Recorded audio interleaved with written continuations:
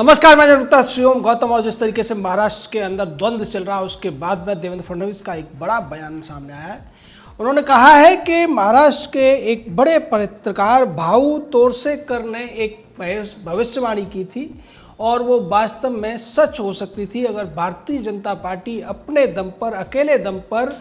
चुनाव लड़ती विधानसभा का, तो भारतीय जनता पार्टी के पास 150 सीटें होती। और भाऊ तोरसेकर का जो दूसरी भविष्यवाणी थी वो पहले ही सच हो चुकी है। उन्होंने ये कहा था कि अगर भारतीय जनता पार्टी शिवसेना के साथ मिलकर चुनाव लड़ेगी तो इनकी सीटें 200 हो सकती हैं, लेकिन अगर अकेले दम पर चुनाव लड़ेगी तो भारतीय जनता पार्टी 150 सीटें ला सकती है, यानी कि अपने दम पर सरकार बना सकती है। लेकिन भारतीय जनता पार्टी ने गठबंधन का धर्म निभाया था, इसलिए आज हमें विपक्ष में रहना पड़ रहा है। अगर हमने गठबंधन तोड़ दिया होता,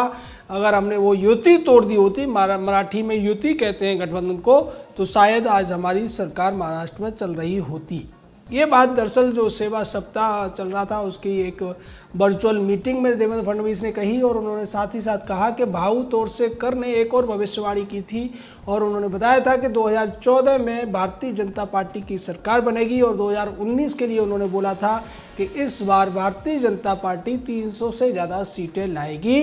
यानी तीनों भविष्यवाणियां उनकी सच थी और ये भारतीय जनता पार्टी का दम था कि ये महाराष्ट्र में अपने दम पर सरकार बना सकती थी। लेकिन हमने बहुत बड़ी भूल कर दी, शिवसेना को साथ दिया और शिवसेना हमारे कंधों पर चढ़कर सत्ता में आई और उसके बाद में उसने कांग्रेस और एनसीपी के साथ मिलकर सरकार बना ली, जिसका खामियाजा आज पूरे प्रदेश के लोगों को भुगतना पड़ रहा है। सीधे तौर पर ये बात कह के अब देवेंद्र फडणवीस ने एक और संदेश दे दिया है कि बीएमसी के जो आने वाले चुनाव हैं 2022 में, बॉम्बे म्युनिसिपल कॉर्पोरेशन के, उनमें भारतीय जनता पार्टी अकेले दम पर चुनाव लड़ेगी और अपने दम पर वो बीएमसी में सरकार भी बनाएगी। बृहन मुंबई का जो महापालिका परिषद है उसकी बहुत बड़ा बजट होता है, किसी राज्य के बजट के बराबर उसका बजट है। और ऐसी स्थिति में मुंबई चूंकि देश की आर्थिक राजधानी है, इसलिए ये जो संदेश है उन्होंने स्पष्ट कर दिया है कि अब आने वाले दिन शिवसेना के लिए उतने आसान होने वाले नहीं हैं। शिवसेना अब तक जितने भी चुनाव जीती है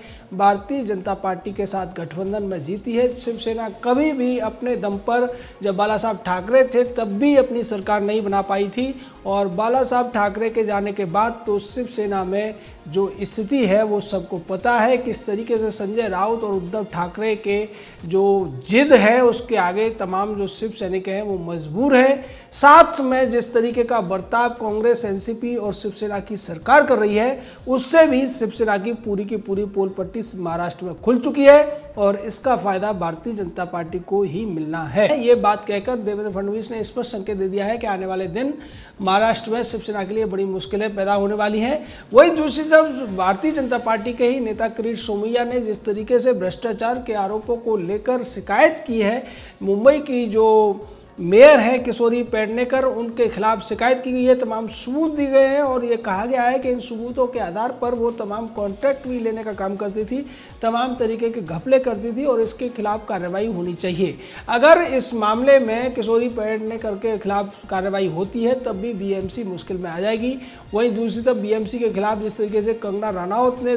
मोर्चा खोला था वो कोर्ट चली गई और कोर्ट में जाकर बीएमसी ने कहा कि कंगना रनौत की याचिका खारिज की जाए और उस पर जुर्माना लगाया जाए, लेकिन होता उल्टा दिख रहा है। बीएमसी को कोर्ट से बहुत बड़ी फटकार एक बार फिर लगने वाली है। पहले भी कोर्ट ये कह चुका है कि बीएमसी ने जो कार्रवाई की थी वो कानूनन उचित नहीं थी, संवैधानिक रूप से ठीक नहीं थी और एक व्यक्ति के अधिकारों का सीधे तौर पर वो हनन थी। तो इतने सारी चीज़ें होने के बावजूद महाराष्ट्र में जो कुछ चल रहा है उससे ऐसा लगता है कि महाराष्ट्र की जो स्थिति है उसके लिए अगर कोई जिम्मेदार है तो वो तीन पार्टियों की जो महाविकास अघाड़ी नाम की सरकार है वही जिम्मेदार है, क्योंकि इसी ने महाराष्ट्र का जिस तरीके से विनाश किया है, जिस तरीके से लोगों को संकट में डाला है और अब जिस तरीके से इसकी थू हो रही है सुशांत सिंह राजपूत और दिशा सालियान के केस में, उसको लेकर भी देवेंद्र फडणवीस टिप्पणी कर चुके हैं और वो स्पष्ट कह चुके हैं कि दिशा सालियान की मौत के बाद जिस तरीके से फॉरेंसिक जांच होनी चाहिए थी, जिस तरीके से सारे सूत्रों को जोड़ने की जरूरत थी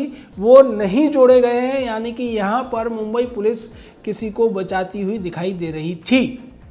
और मुंबई पुलिस पर पूर्व मुख्यमंत्री देवेंद्र फडणवीस का आरोप लगना, इसका मतलब ये है कि अब मुंबई पुलिस के लिए भी स्थिति मुश्किल होने वाली है, क्योंकि देवेंद्र फडणवीस आने वाले दिनों में महाराष्ट्र के फिर से मुख्यमंत्री बनना तय है। और ऐसी स्थिति में अगर कोई पूर्व मुख्यमंत्री ऐसी बात कह रहा है जिसके पास आज भी विधानसभा के अंदर सबसे ज़्यादा विधायकों की संख्या है, ऐसा व्यक्ति अगर ये बात कहता है तो ये पुलिस के उन अधिकारियों के लिए बहुत ज़्यादा बड़ा संकेत है, जो कि आज ये मानकर चल रहे हैं कि शिवसेना की सरकार उन्हें बचा लेगी, लेकिन आने वाले समय में उन्हें अपने किए की सजा मिलकर ही रहेगी।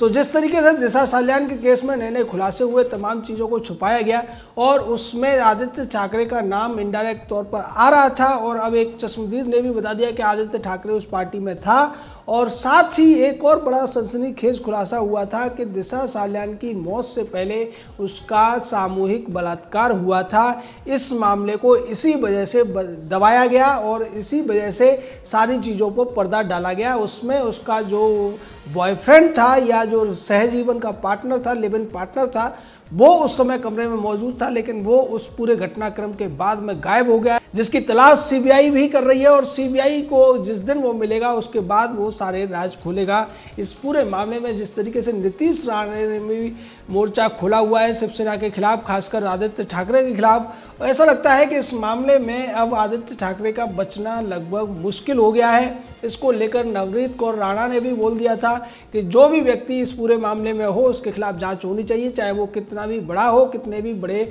परिवार से संबंध रखता हो। यानी कि नवनीत कौर राणा जो कि सांसद है अमरावती की, उन्होंने भी खुलेआम मोर्चा खोल दिया है। रामदास अठावले पहले से मोर्चा खोल चुके हैं। तो अब ऐसा लगता है कि उद्धव ठाकरे के बेटे आदित्य ठाकरे यानी कि बेबी पेंगुइन को बचाने के लिए केवल कांग्रेस का और शरद पवार का साथ उसको मिला हुआ है, लेकिन ये कब तक इसे बचाएंगे। और जैसे जैसे जांच आगे बढ़ रही है वैसे वैसे आदित्य ठाकरे की मुश्किलें बढ़ती हुई नजर आ रही हैं। इस पूरे मामले में सीबीआई सारे एंगल्स को खंगाल रही है और ये तार भी जोड़ रही है कि सुशांत सिंह राजपूत और दिशा साल्यान की मौत में किस तरीके का संबंध है। क्या जो लोग दिशा साल्यान की मौत के लिए जिम्मेदार हैं वही लोग सुशांत सिंह राजपूत की मौत के लिए भी जिम्मेदार हैं। और इसको लेकर रिया चक्रवर्ती से भी पूछताछ हो चुकी है और दोबारा पूछताछ होनी है। रिया को लेकर भी तमाम बातें जो सामने आई हैं कि जिस पार्टी के बाद में दिशा साल्यान की मौत हुई थी उस पार्टी में रिया चक्रवर्ती के कई जानने वाले लोग थे, उनको सारी जानकारी है। और शायद इसी वजह से रिया चक्रवर्ती सुशांत सिंह राजपूत का घर छोड़कर चली गई थी। और उसके घर छोड़कर जाने के बाद जिस तरीके से सुशांत सिंह राजपूत डिप्रेशन में आए, सिद्धार्थ पिठानी ने बताया कि वो एक बार बेहोश भी हुए थे, उससे ऐसा लगता है कि कहीं ऐसा तो नहीं कि रिया चक्रवर्ती ही दिशा साल्यान को लेकर सुशांत सिंह राजपूत को ब्लैकमेल कर रही हो या फिर दबाव डालने की कोशिश कर रही हो, जिसकी वजह से सुशांत सिंह राजपूत काफ़ी दिक्कत में थे, काफ़ी परेशानी में थे और उसका खामियाजा भी उन्हें भुगतना पड़ा। तो ये सारे के सारे मामले जिस तरीके से फंसते नजर आ रहे हैं, लेकिन उनके बाद में ये स्पष्ट है कि इस सब के लिए अगर कोई जिम्मेदार है तो महाराष्ट्र की सरकार है, महाराष्ट्र की पुलिस है, क्योंकि इस पूरे मामले को जिस तरीके से महाराष्ट्र के गृह मंत्री अनिल देशमुख ने 70 से ज़्यादा दिनों तक लटकाए रखा, सीबीआई की जांच को रोकने के लिए तमाम अड़ंगे लगाए गए और उसके बाद में हर बार सीबीआई जांच का विरोध किया गया। मुंबई पुलिस को तमाम सबूतों को मिटाने के लिए कहा गया और ऐसे ऐसे जो सामान्य बुद्धि के व्यक्ति के स्तर पर भी जो चीज़ें शक के दायरे में आती हैं उन चीज़ों को भी नज़रअंदाज किया गया मुंबई पुलिस के द्वारा। ये बहुत बड़ा प्रश्न है जिसको आज पूरे देश की जनता उठा रही है, जिसको तमाम वो चैनल या सोशल मीडिया के चैनल जो कि वास्तव में सच जानना चाहते हैं वो उठा रहे हैं। हालांकि कुछ लाल हरे चैनल हैं एनडीटीवी और आज तक टाइप के, वो अभी भी तमाम तरीकों से मुंबई पुलिस को बचाने की कोशिश करते हुए नजर आ रहे हैं या फिर महाराष्ट्र सरकार के जो कुकर्म हैं उन पर पर्दा डालने की कोशिश कर रहे हैं, क्योंकि इसको लेकर महाराष्ट्र सरकार ने मोटा पैसा खर्च किया है। और अभी एक नई जांच के नया जो तथ्य सामने आया है कि महाराष्ट्र सरकार ने 6 करोड़ रुपए खर्च किए हैं उद्धव ठाकरे और उनके परिवार की छवि को बचाने के लिए, उसकी छवि को बेहतर बनाने के लिए पीआर एजेंसी को 6 करोड़ रुपए दिए गए हैं। यानी कि जो उद्धव ठाकरे ये कह रहे थे कि मरीजों के लिए पैसा नहीं है और जो कोविड के लिए काम करने वाले डॉक्टर्स के लिए पैसा नहीं है, सफाई कर्मियों के लिए पैसा नहीं है, उनके पास 6 करोड़ रुपए अपनी छवि को सुधारने की कोशिश करने के लिए है, अपनी छवि को बनाए रखने के लिए है। तो ये बहुत बड़ा एक घोटाला होता हुआ दिखाई दे रहा है कि किस तरीके से महाराष्ट्र सरकार अपने आप को और अपनी बदनामी बेनामी को रोकने के लिए पैसा बहा रही है, लेकिन जनता के लिए पैसा उसके पास नहीं है। जनता की मदद करने से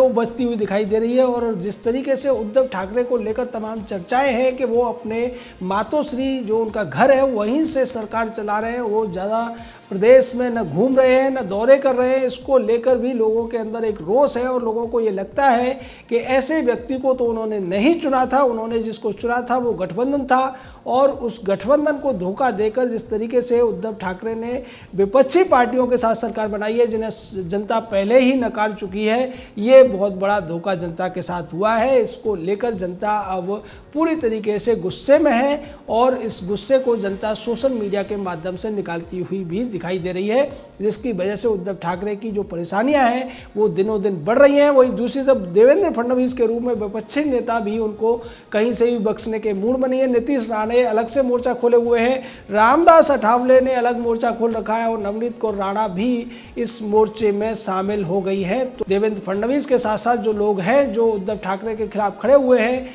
वो आराम से अब उद्धव ठाकरे को उनकी नानी याद दिलाते हुए दिख रहे हैं। जय हिंद,